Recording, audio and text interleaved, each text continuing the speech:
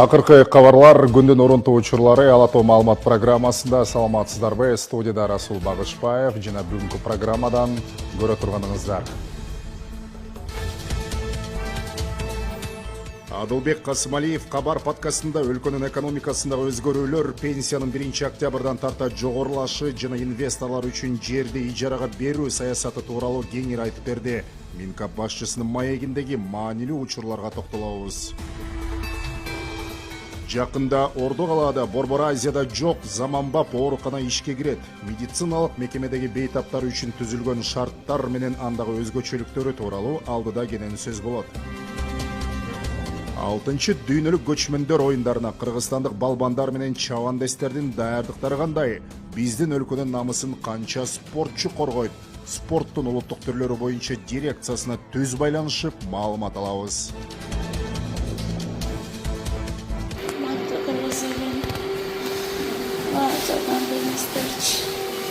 Кыйналып мен жашагым келип атат. Жарым решенный болсо да жашагым келип атат.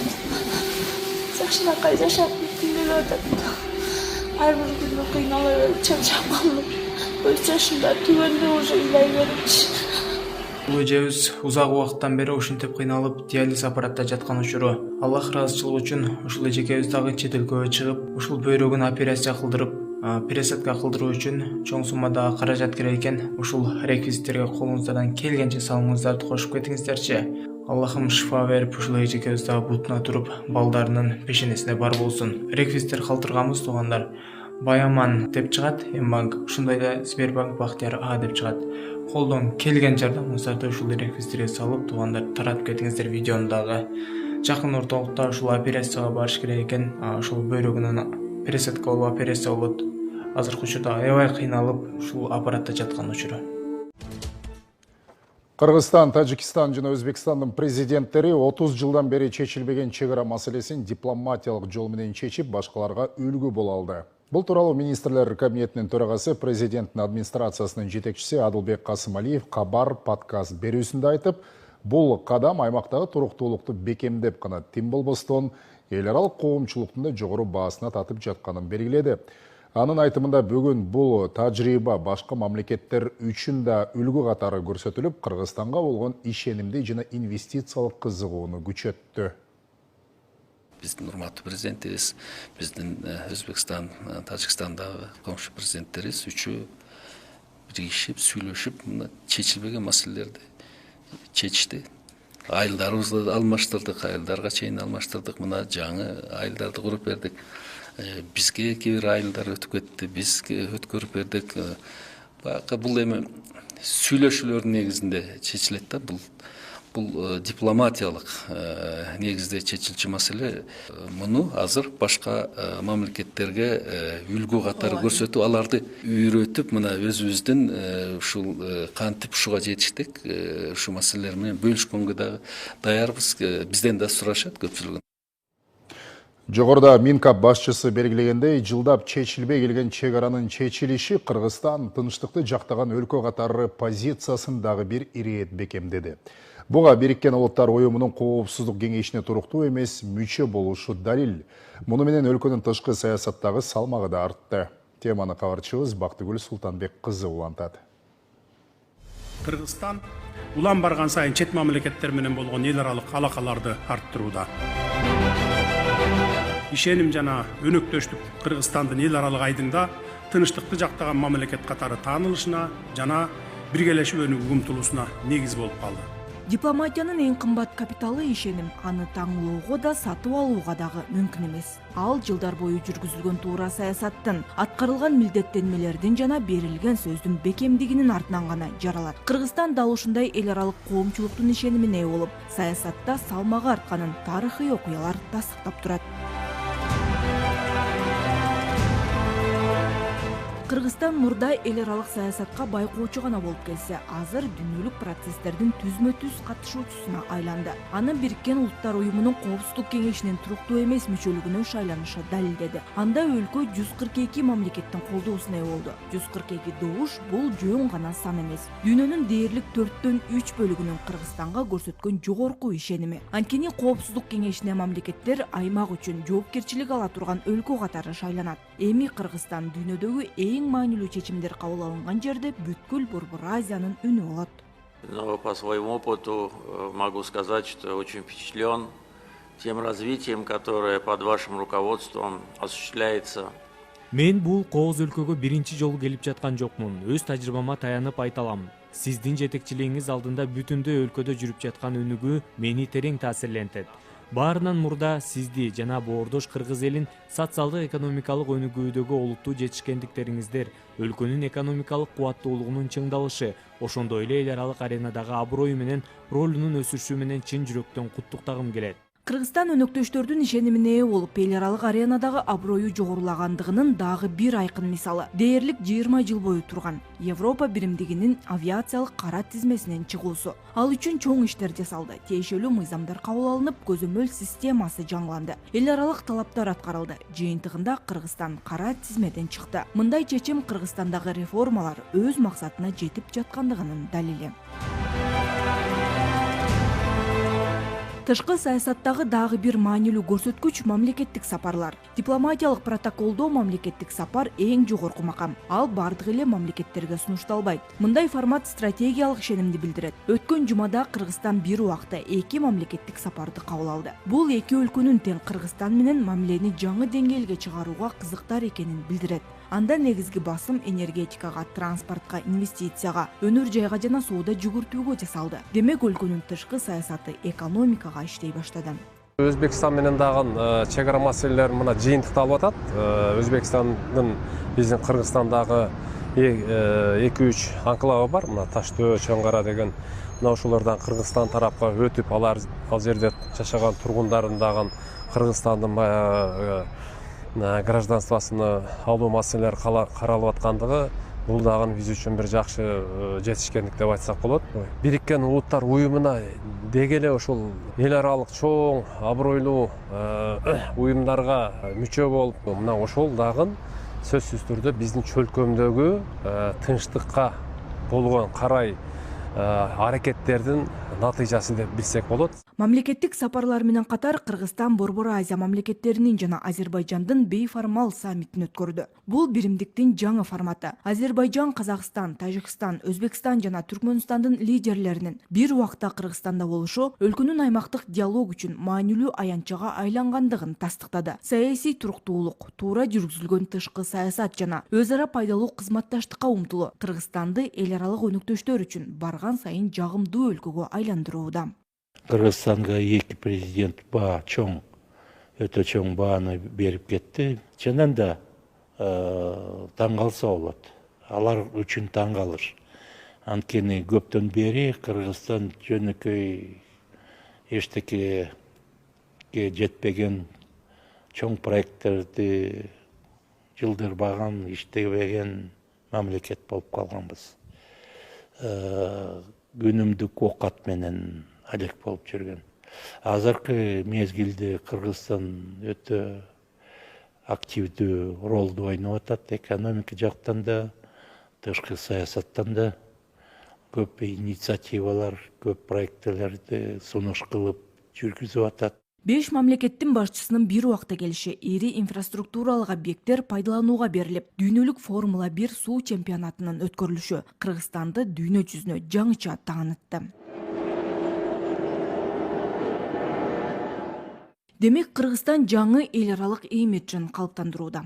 Бул дүйнө менен тең ата сүйлөшө алган, өз улуттук кызыкчылыгын ишенимдүү коргогон, аймактык кызматташтыкты бекемдөөгө салым кошкон жана ири эл аралык демилгелерди ишке ашырууга жөндөмдүү мамлекет экендигинин көрсөткүчү. Дал ушундай көп векторлуу саясат Кыргызстандын тышкы саясаттагы салмагын арттырып, өлкөнүн дүйнөлүк аренадагы ордун бекемдөөдө.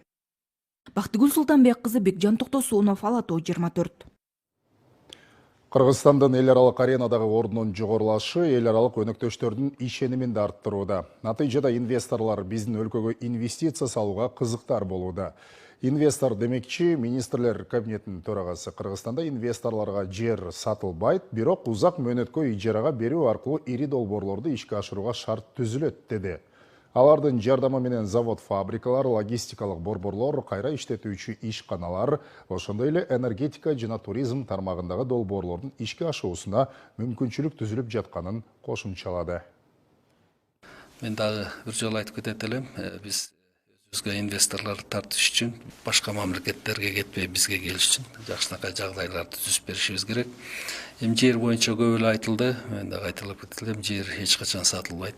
Туризм тармагына бизде потенциал чоң, туризм боюнча да ушуларга чакырып, ушуларга жакшынакай жагдайды түзүп, 49 жылга жерди арендага берип, ал келет, ал чоң заводду курат, иштетет, узак мөөнөттө да өзүнүн кетирген акчасын эми ар бир адам өзүнүн кетирген акчасын кайтарып алып, анан бир аз пайда көрүш керек да.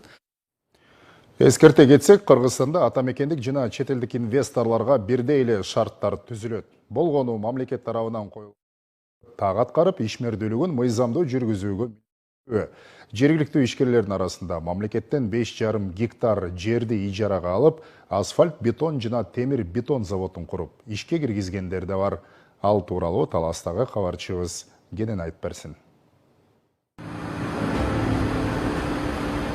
Биз азыр Киров Сусак тагычын бойлоп өткөн бул жолдо турабыз. Мында Айтматов району менен Манас районун бириктирген 28 чакырым жолго асфальт төшөлүүдө. Ал үчүн мамлекеттен 750 миллион сом бөлүнгөн. Асфальттын төмөнкү катмары 7, үстүңкү катмары 5 см калыңдыкта төшөлүүдө. Курулуш акыркы смат технологиясы менен жүргүзүлүп, жол чоң капка өткөрмө бекетине чейинки тилкени камтыйт. 17-18 техника иштеп атат. Жумушчу бир 20дан ашык жумушчу бар. Биринчи силою А32, экинчи силою А22 ВТ. Жаңы гос менен салынып атат. Сапаты аябай жакшы, буйруса министрлик тараптан улам текшерүүлөр болуп атат. Жолго төшөлүп жаткан асфальт толугу менен жергиликтүү өндүрүштөн чыгарылууда. Өткөн жылы жеке ишкер Айбек Курманалиев мамлекеттен 5,5 гектар жерди ижарага алып, асфальт бетон жана темир бетон заводун ишке киргизген. Учурда ишкана Айтматов районундагы жол курулуштарын сапаттуу асфальт менен камсыздап жаткан негизги өндүрүштөрдүн бири болуп калды. Бул жерде эң биринчиси биздин мамлекет тарабынан 6 гектар карьер алганбыз жер. Ал карьерибиз бүгүнкү күндө казып иштетип атабыз. Ошодон чыккан материалды өзүбүз өндүрүп турабыз. Ана ал менен эң биринчи бетон чыгарып атабыз, өзүңүздөр көрүп аткандай лоток чыгарып атабыз, кольцаларды чыгарып атабыз, курулуш иштерине керектүү асфальт чыгарып атабыз. Ошо берилген жерди туура максаттуу пайдаланууга буюрса аракет кылып атабыз. 100 жумуш орун түзүү максаттабыз биз да. Ошону карай багыт алып атабыз. Бүгүнкү күндө жаштарды окутуп, үйрөтүп, жана башка кесипке даярдап атабыз. Ишкер заводду курууга жалпы 250 миллион сом инвестиция салган. Бүгүнкү күндө ишкана саатына 150 тонна асфальт жана 200 тонна инерттик материал өндүрүүгө кубаттуу. Мындан тышкары 40тан ашуун жергиликтүү тургун туруктуу жумуш менен камсыз болгон. Ишкер алдыда дагы өндүрүштү кеңейтүүнү пландап жатат. Анын айтымында колдонулуп жаткан атайын техникаларда мамлекеттик лизинг программасынын алкагында алынган. Буюрса бул эми буну биз мамлекеттин ишкерлерге болгон камкордугун аябай сезип көрүп билип жатабыз. Урматтуу президентибиз Садыр Жапаров Нуркожоевичтин ушу ишкерлерди колдоо деген программасын аябай бүгүнкү күндө жемишин берип атат деп ойлойбуз. Жергиликтүү бийлик өкүлдөрүнүн маалыматына ылайык мамлекеттик жерди ижарага алган ишкерлер алгачкы 3 жыл сыноо мөөнөтүндө иш алып барышат. Эгер бул аралыкта инвестициялык милдеттенмелерин аткарып, өндүрүштү жолго коюп, мамлекетке жана аймакка пайда алып келсе, ижара мөөнөтү андан кийин гана барып узартылат.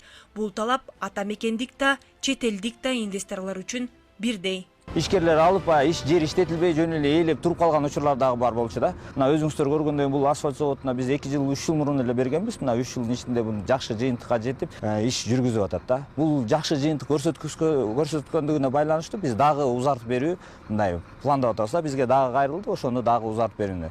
Башка ишкерлик боюнча дагы эле ушундай эле баягы талап коебуз. Ошол биз койгон талаптарды аткарган мезгилде анан кийинки дагы узагыраак мөөнөткө узартып беребиз да. Акыркы жылдары пайдаланылбай жаткан жерлерди өндүрүшкө тартуу жана инвестиция аркылуу жаңы ишканаларды ачуу мамлекеттин артыкчылыктуу багыттарынын бири. Мындай долбоорлор жаңы жумуш орундарын түзүп, жергиликтүү бюджеттин кирешесин көбөйтүүгө, аймактардын социалдык экономикасынын өнүгүүсүнө олуттуу салым кошот. Жаркынай Тургунбекова, Бексултан Рахатбек уулу, Ала Тоо 24, Талас облусу. Жакында Ордо калаада Борбор Азияда жок заманбап оорукана ишке кирет. Бишкек шаардык клиникалык тез жардам ооруканасынын жанында улуттук травматология жана ортопедия борборунун курулушу кызууланууда. Былтыр март айында пайда болуп түптөлгөн имараттын негизги курулушу аяктап, ички жасалгалары калды.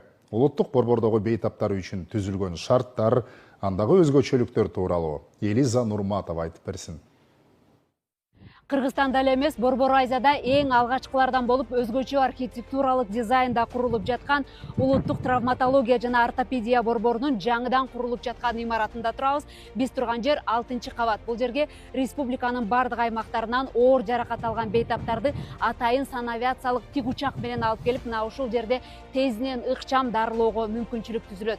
Жалпы 450дөн ашык палата бар. Ал жерде ар биринде өзгөчө желдетүүчү каражаттары, андан сырткары ошондой эле жуунуучу бөлмөлөрү менен кошо заманбап европалык стандартта салынган. Борбордо 11 бөлүм болсо, операция жана реанимация үчүн өзүнчө имарат каралган. 6 рентген аппараты, бир нече МРТ жана компьютердик томография, андан сырткары ондогон заманбап техникалык жабдуулар менен камтылуучу жайдын бардык керектүү медициналык шаймандары акыркы үлгүдөн алынат. Буга чейин бир бөлмөгө 5-6 жатып дарыланган бейтаптар эми заманбап шартта 2 гана бөлүштүрүлөт.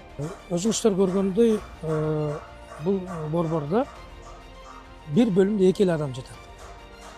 2 адам жатат. Мына ушуну дагы президенттин өзүнүн сунушу болду да, менден да суранды. Ушу 2 адам жатсынчы, анан ашык жатпаш керек. Биз ошондой бир дүйнөлүк стандарттагы ооруканаларды салышыбыз керек. Травматология ортопедия тармагында биринчи салынып аткан жаңы имарат болуп эсептелет. Күнү түнү 3-4 сменада иштешип атат. Курулушта каржылоо системасы эч мүчүлүштөр болгон жок, убагы менен келип атат. Бул жерге жаңы технология, жаңы аспаптар, жаңы аппаратура жана керебетке тумбучкаларга чейин бүт баарын жаңы алып киребиз ушул жерге, Кудай буйрса.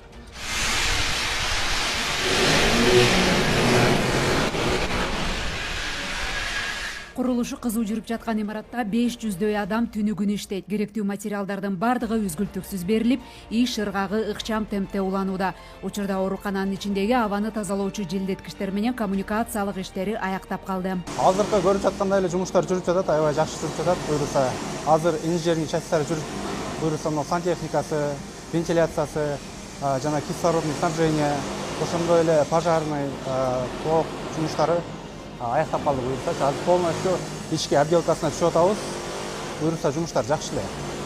Общий площадь 34.500 квадрат. Кудай буюрса, срогуна аяктап берген аракет кылабыз.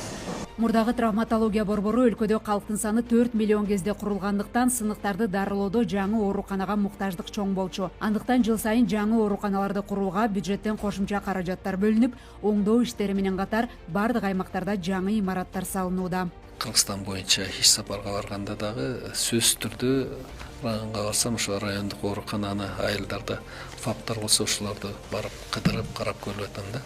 Акыбал чындыгында оор, имараттары эски, жабдыктары көпчүлүк жерде жок. Эми ошолордун баарын чогултуп, саламаттык сактоо министри менен да азыр анын үстүндө иштеп жатабыз. Ошол биринчи кезекте ошо райондук ооруканалардын имараттарын, эгерде имараты жакшы болсо, капиталдык оңдоодон өткөрүп, эгер көпчүлүк жерде жаңыны куруш керек экен да. Жыл сайын 15 миңге жакын адам ар кандай жаракат алып ооруканага түшсө, анын 13 миңине түрдүү операция жасалат. Эми заманбап борбордун ишке кириши менен алыскы аймактарда катталган күтүүсүз кырсыктардын жабырлануучуларын жеринен тик учак менен алып келип ыкчам дарылоого шарт түзүлөт. Сапаттуу дарылоо менен жаракаттан кийинки майыптуулук азайып, бейтаптарга жетиштүү медициналык кызматтар көрсөтүлмөкчү. Элиза Нурматова, Рыскелдик Өкүлбек, Алато 24. Жакында эле Ысык Көл облусунда өткөрүлгөн Борбор Азия мамлекеттеринин жана Азербайжан Республикасынын мамлекет башчыларынын бейформал консультативдик жолугушуусу, ошондой эле суудагы Формула 1 боюнча дүйнө чемпионаты менен катар уюштурулган бир катар иш-чаралар ийгиликтүү өткөрүлдү. Бул тууралуу министрлер кабинетинин төрагасы, президенттин администрациясынын жетекчиси Адылбек Касымалиев кезектеги аппараттык жыйында белгиледи. Ошол эле убакта ал Кыргызстанда алдыда эл аралык жана мамлекеттик деңгээлдеги иш-чаралардын болоорун белгиледи. Атап айтканда, быйыл Шанхай кызматташтык уюмуна мүчө мамлекеттердин катышуусунда ШКУнун мааракелик саммити жана 6-чы дүйнөлүк көчмөндөр оюндары өткөрүлөт. Буга байланыштуу Адылбек Касымалиев тиешелүү мекемелерге саммиттин алкагындагы документтерди даярдоодон тартып, уюштуруу иштерине чейинки бардык багыттарды көзөмөлгө алып, алдыдагы иш-чараларды жогорку деңгээлде өткөрүүнү камсыз кылуу боюнча бир катар тапшырмаларды берди. Теманы улай көчмөн элдердин салтын, маданиятын жана спорттук өнөрүн бириктирген дүйнөлүк көчмөндөр оюндарына даярдыктар кызуу жүрүп жатат. Быйыл 6-чы жолу уюштурулуп жаткан мелдешке дүйнөнүн бир катар өлкөлөрүнүн спортчулары катышып, спорттун ондогон түрлөрү боюнча күч сынашат. Кыргызстан болсо бул ири спорттук иш-чарага өзүнүн мыкты балбандарын, чабандестерин жана чеберлерин аттандырууда. Ага карата даярдык көрүү иштери кандай жүрүүдө? Бул тууралуу спорттун улуттук түрлөрү боюнча дирекциясынын усулчусу Стамбек Байспековду түз эфирде кепке тарталы деп турабыз. Стамбек мырза, саламатсызбы? Дароо суроолорго өтөлүм. Саламатчылык. 6-чы дүйнөлүк көчмөндөр оюндарына жалпысынан даярдыктар кандай? Мына ушул оюндарга Кыргызстандын атынан канча спортчу жана спорттун кайсы түрлөрү боюнча катышышат? Чоң рахмат. Азыркы учурда 6-чы дүйнөлүк көчмөндөр оюндарына даярдыктар абдан кызуу жүрүүдө. Эң негизинен бул 6-чы дүйнөлүк көчмөндөр оюндарында биздин күтүлүп жаткан конокторубуздун, катышуучулардын саны дээрлик 3000ге жакын. Азыркы учурда аккредитация жүрүп, ошо аккредитациядан өткөн катышуучулардын саны 2000ден ашты. Ал эми Кыргыз Республикасы тарабынан катыша турчу спортчулардын саны жалпысынан 300дөн ашык спортчу катышат. Эң негизгиси бул спортчулар деген Кыргыз Республикасынын эң мыкты, эң ошо жетишкендиги, чеберчиликтери жогору болгон спортчулар тандалып алынган. Ал тууралуу Кыргыз Республикасынын чемпионаттар өткөн, тандоо мелдештери өткөн, ошол мелдештердин негизинде жалпысынан ушул спортчуларыбыз тандалып алынган. Бул жолу 6-чы оюндарга чет мамлекеттин канча өкүлү келери айтылып атат. Анан кимдер макулдугун билдирди? Маалымат барбы? Башка мамлекеттерден канча спортчу катышат? Алар кайсы багыттар боюнча мелдешет, белгилүү болдубу? Ооба. Азыркы учурда деген ошо аккредитациядан өткөн жалпысынан 104 мамлекет өттү. Эң негизгиси анын ичинен ошо 2000ден ашуунуу спортчу болду. Жалпысынан ошо эркел 43 түрү камтылган спорттун. Ошол 43 түрүнөн дээрлик бардыгынан спортчулар келет. Быйылкы дүйнөлүк көчмөндөр оюндарында спорттун айрым түрлөрүнө өзгөртүүлөр же кандайдыр бир жаңычылдыктар киргизилип жатканы айтылууда. Кайсы спорт түрлөрүндө жаңы эрежелер же биз билбеген бир өзгөчөлүктөр болот? Туура айтасыз. Азыр негизинен өзгөчөлүктөр кирип жатат, өзгөртүүлөр да кирип жатат. Жалпысынан айтып кетсем, эң чоң өзгөчөлүк, өзгөртүү бул 6-чы дүйнөлүк көчмөндөр оюндарында спорттун саны көбөйдү. Бул жылы деген 43 түрүнөн өтүп жаткандыктан дээрлик ошо спортчулар ошол 43 түрдөн катышат. Анан негизгиси жалпылап токтолуп айта кетсем, бул мисалы азыр баарыбызга белгилүү болгон узун аралыкка ат чабыш түрү киргизилген. Буга чейин өткөрүлгөн, бирок бул жолкусунда дистанция аралык 300 километрге жакын болгон турат. Андан тышкары ордо оюнунда өзгөртүүлөр болуп атат. Атайын боз үй даярдалып, ошо боз үйдүн ичинде өткөн турат. Ошол эле көк бөрүдө өзгөртүүлөр болуп атат. Булак маселеси боюнча күрөштүн түрлөрү дээрлик бардык мамлекеттин, чет элдин күрөштүн түрлөрү кирген. Жалпысынан күрөштүн 18 түрү болот. Бул жакта дагы бир кошулган күрөш, бул улуу күрөшү деп айтылат. Бул Кыргыз Республикасында өткөн дүйнөлүк көчмөндөр оюндарында бар болгон, бирок кийин бул күрөш өтпөй калган. Бирок ушул жылы атайын бардык күрөштүн чемпиондору биригип ушул улуу күрөшкө күрөшүшөт. Атайын бул тууралуу эрежелер жазылып, эрежелер бекитилген. Дагы ушуларды айталат экенбиз. Эми биздин көрүүчүлөрдүн көпчүлүгүн эле кызыктырганы бул өзгөчө эрендердин эр оюну көкбөрү. Ушул көкбөрү менен көкпар боюнча дагы азын-аулак кепти баштадыңыз. Кененирээк токтолсоңуз, кандайдыр бир өзгөрүүлөр кирдиби буга?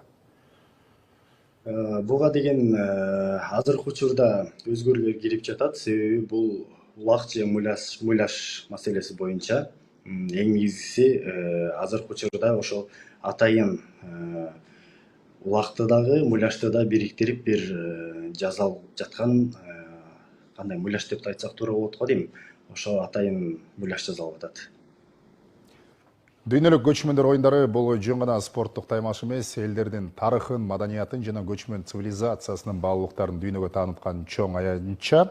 Быйылкы мелдеште Кыргызстандын спортчуларына ийгилик каалап, сиз менен маектей жыйынтыктайлы. Бул боюнча бизге маалымат бөлүшкөн спорттун улуттук түрлөрү боюнча дирекциясынын усулчусу Станбек Байысбеков болду. Станбек мырза, дагы бир жолу сизге ыраазычылык. Биз программаны уланталы. Гөл кылаасында курула турган Асман шаарынын башкы планы жакын арада кабыл алынганы турат. Учурда башкы пландын бекитилишин күтүп жаткан чет элдик инвесторлор арбын. Кала курулушуна катышкан инвесторлор турак жайлардын, коммерциялык имараттардын 15%-ын өкмөткө өткөрүп берет. Шаардагы транспорттук инфратүзүмдү дагы жеке компаниялар өз эсебинен салат. Бул тууралуу бүгүн аталган долбоор талкууланган форумда айтылды. Сөздү кабарчыбыз улантсын. Асман шаарынын курулушуна алгачкылардан болуп катышып жаткан инвестор $60 миллион сарптады. Бул тууралуу аталган шаарды куруу боюнча дирекция билдирүүдө. Долбоорго кызыгып жаткан башка инвесторлор, Перс булугундагы өлкөлөр шаардын башкы планынын кабыл алынышын күтүп жатат. Бүгүнкү күндө $60 миллион тегерегинде булар салыптыр. Эмес менен общий көлөм келишим негизинде $20 миллиард деп жазылган инвестиционный соглашение. Кандайдыр бир бөлүгүн бир компания жасайт, кандай бир торговый центр же болбосо бизнес-центрлерди дагы бир башка компания жасайт. Булар управляющий компания, то есть основной мындай жооп берүүчү компания бул Redstone. Redstone анын астында уже субподряд башка дагы майда компаниялар болот. Алар өздөрүнчө бөлүшүп алып, өзлөрүнүн территориясында ошол аянтты курушат. Келишим негизинде 7 жылдан 10 жылга чейин деп жазылган. Бизде этап менен болот. 3 жылдан 5 жылга чейин убакытта буюрса уже көзгө көрүнө турган чоң имараттар салынып, курорттор салынып. Ысык көлдө курулуп жаткан экологиялык шаардын башкы планы жакын арада бекитилет. Аталган долбоорду ишке ашырууга багытталган форумга ар тармактардагы адистер катышты. Ысык көлдүн өзгөчөлүктөрү бар. Бул биринчиден экологиялык коопсуздук, ошол эле кезде бул шаар ошо заманбап талаптарга жооп бере турган, ошондой эле кезде биринчиден ошол биздин жарандарга ыңгайлуу шаар боло турган ниетте, максатты биз көздөп атабыз. Ошондуктан биз эл аралык уюмдар менен, эл аралык компаниялар менен, айрыкча эл аралык ошондой академиктер менен чогуу биргеликте эл аралык практиканын жүзүндө алар менен опыт менен алмашып, ошол биздин шаарды биздин демилгени кандай биз сапаттуу аткара алабыз, ишке ашыра алабыз, ошондо биз өзгөчө талкуу болот. Ошонун негизинде тийиштүү чечимдерди биз чыгарабыз. Анан негизги максат биз ошол сапаттуу инвестицияны тартуу, сапаттуу эл аралык ошол эксперттер менен чогуу биргеликте сапаттуу шаарды куруу болуп атат. Курулган турак жай, коммерциялык объекттердин 15%-ын инвестор өкмөткө өткөрүп берет. Шаардагы транспорттук инфратүзүмдү да жеке компаниялар өз эсебинен салып, көрктөндүрүүнү кошо колго алат. Ал эми мамлекет мектеп, бала бакча сыяктуу социалдык жайларды куруп, электр жарыгы менен камсыз кылат. Калыгул Асанбаев, Жумабай Исманалиев, Ала Тоо 24. Сиздер жаңылыктардын жыйынтыкталган топтому менен таанышып жатасыздар. Эми программанын экинчи бөлүгүнө кезек берели. Жетөгүз санаторийи жаңыланууда. Жумуштардын 70% аяктап калган жай бүткөрүлсө, кандай ол өзгөрөт? Кыргызстан тарыхта биринчи жолу Азия оюндарына гольф боюнча катышат. Спорттун бул түрүнөн өлкө намысын ким коргойт? Теңир тоодон үн салып 90-жылдардын обондорун торгойдой созгон чыныгы талант. Бир күндө интернет жылдызына айланган каарманыбыз Курманбекти кабарчыбыз кепке тартып келди. Атагы алыска тараган табигый дарылык касиети менен белгилүү Жетөгүз санаторийи жаңыланууда. Президенттин иш башкармалыгынын карамагындагы эс алуу жайы заманбап талаптарга ылайык жаңыланып, жаңы имараттар менен толукталат. Учурда курулуш иштеринин 70% аяктап, иш тынымсыз жүрүүдө. Жетөгүз санаторийинде жүрүп жаткан масштабтуу реконструкция иштери 70% аяктады. Заманбап талаптарга төп келип бүткөрүлүп жаткан санаторийге 3 жаңы корпус курулду. Ага кошумча жеңил типтеги эс алуу үйлөрү дагы салынууда. Ал эми башкы дарылоо корпусунун ичи баштан аяк жаңыланып жаткан учур. Бүгүнкү күндө иш кызуу жүрүп жатат. Өзүңүздөр көргөндөй курулушта 150дөй адам эмгектенип жатат. Андан сырткары курулуш бүгүнкү күндө өзүңүздөр көргөндөй электричество, вентиляция жана сантехникалары аяктап калды. Аз күндө ички жасалгылоо иштери уже башталган. Ашкана, жатаккана бөлмөлөрү жана ошондой эле дарылоочу кабинеттер жайгашат. Бир учурда бүтүндөй союзга белгилүү болгон Жетөгүз санаторийи 1930 жылы курулган. Кийин тиешелүү деңгээлде каралбай авариялык абалга кептелген. Бул объект президенттин иш башкармалыгына өтүп, толук оңдоо иштери башталган. Реконструкциядан кийин эс алуу жайы бир убакта 300 адамды кабыл алууга мүмкүнчүлүк алат. Жетөгүз санаторийи өзүңүздөргө белгилүү болгондой абдан кооз жерде жайгашкан. Бул санаторий союзга атагы чыккан санаторийлердин бири болгон. Бул жерде неврология, опорно-двигательный аппарат, гинекология багытында бейтаптарга жардамын көрсөтүп келген. Бүгүнкү күндө бизге санаторийге Россия Федерациясынан жаңы оборудованиялар алынып келинди. Санаторий жаңыланып ишке кирген соң ден соолукту чыңдоо үчүн акыркы үлгүдөгү шарттар түзүлөт. Физиотерапия бөлүмдөрү менен катар бассейн курулуп, мында келгендер эс алып да, саламаттыгын чыңдап да кетүүгө мүмкүнчүлүк алат. Эми Кудайым буюрса мына президенттин карамагына өткөндөн бери 2025-жылдан бери болбогондой бир жүрүш болуп атат да аябай. Мурун вообще каралган эмес, курулуштар өтө жүрүп атат. Мындайды көрө элек болчумун. Мен ушакта туулуп өскөм, ушакта төрөлгөм, менин атам да ушактан иштечи. Эң башкысы эми Кудайым буюрса туризмге анан элдер эс алуучулар көп болуп, суубуз дагы аябай, бияктын суусу аябай жакшы. Канчанчы деңгээлде турат, бул да бир орунда, экинчи орунда турат дүйнө боюнча.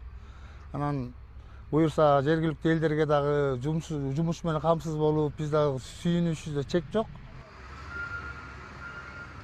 Жетөгүз санаторийинин айланасында жүргүзүлүп жаткан дагы бир курулуш туурасында айтсам, бул амфитеатр 450 орунга ылайыкталып, эс алуучулар дал ушул жерде ачык асман алдында LED экран аркылуу маданий иш-чаралардын баардыгы тең өткөрүлүп турат. Ал эми менин артымда турган жеңил типтеги үйлөр, бул дагы азыркы учурда 5 курулуп бүтүптүр. Алдыда дагы салынаары күтүлүп жатат. Эс алуучуларга мыкты шарттар түзүлмөкчү.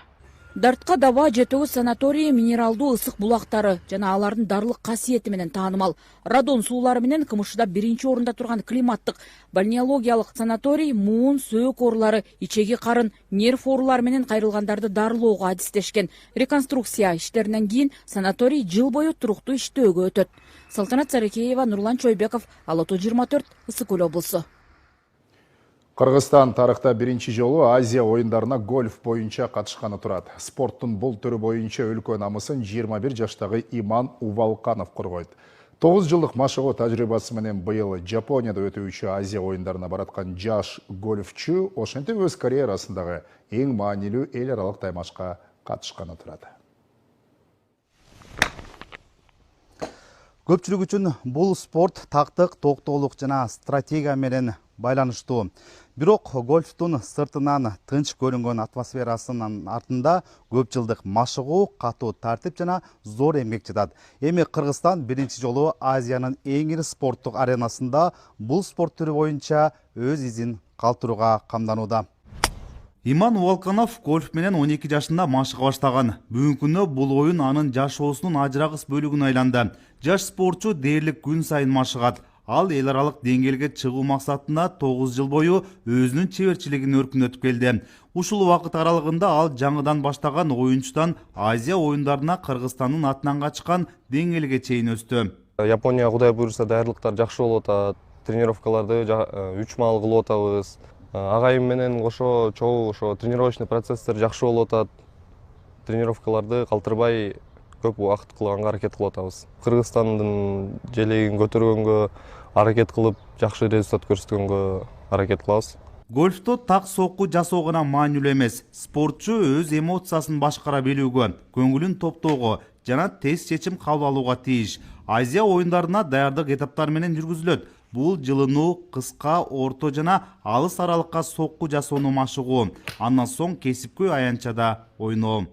Клюшкалар 3 түргө бөлүнөт. Дальний клюшкалар, анан мындай цифралар менен, средний клюшкалар, айрандар, буквалар менен ближний играга. Ойноону да биз мисалы тетакта эмелер бар.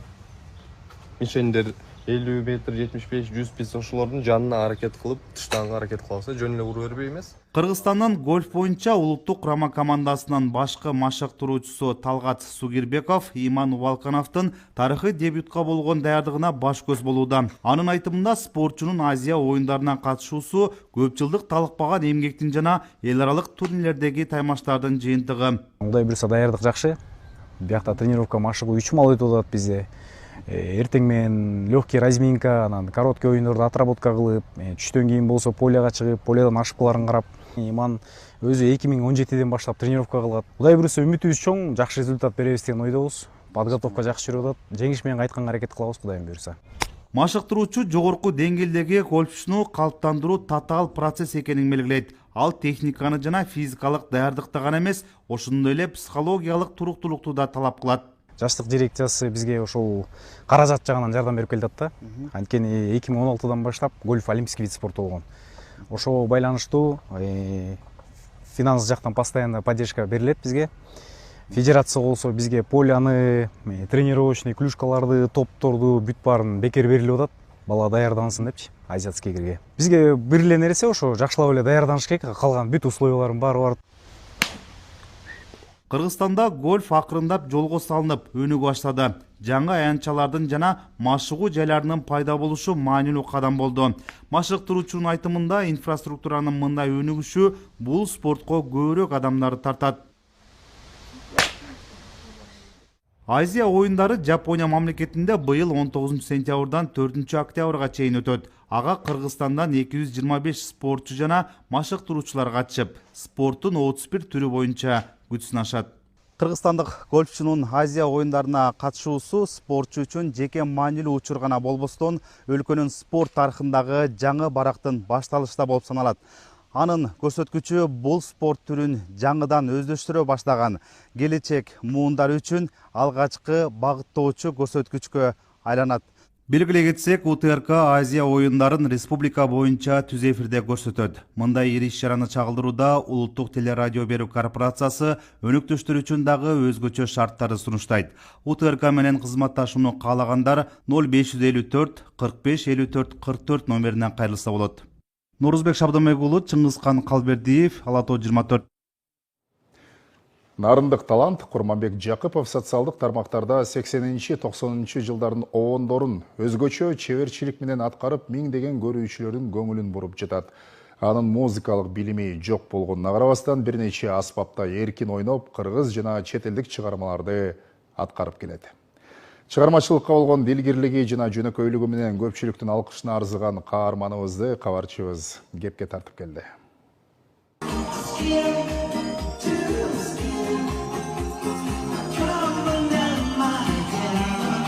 Курманбек Жакыпов соц тармакта жылдызы жаңган элдик талант. Өзгөчө 80-90 жылдардын белгилүү ырларын аткарып, көптүн колдоосун таап жатат. Аткаруучулук чеберчилиги жана жөнөкөйлүгү менен өзгөчөлөнгөн мукам үндүн ээси Нарын шаарындагы бала бакчалардын биринде иштейт. Ал минтип 55 жашка келгенде таанылып баштайм деп эч качан ойлогон эмесмин дейт. Жөн гана ырдап жаткан учурун кесиптеши уюлдук телефонго тартып, соц тармакка киргизип койгон. Бир күн өтпөй миллион көрүүчү топтоп таң калтырган. Ырчы болсом деп эле жүрчүмүн да, бала күндөн илгерки пластинкалар бар эмеспи? Ошо пластинканы коюп, ана кошо ырдайм да. Сулук менен тиги эмне деп ырдап атса, ошо менен ырдай берем. Кичинекей бала күндөн ырдап жүргөн ырлар да. Мындай жаттап алып эле, угуп эле сулук менен. Анан кайра дагы бирден ана фенсин ырдадым. Ошончо эле кой деп жумушка шашып чыгып кетип калдык. Болду деп. Эчтеке ойдо жок, эртең менен жумушка келсек эле ошо жанагынтип ошо миллион просмотр болду деп эле тиги карындашым сүйүнүп подписчиктер көбөйүп келатат.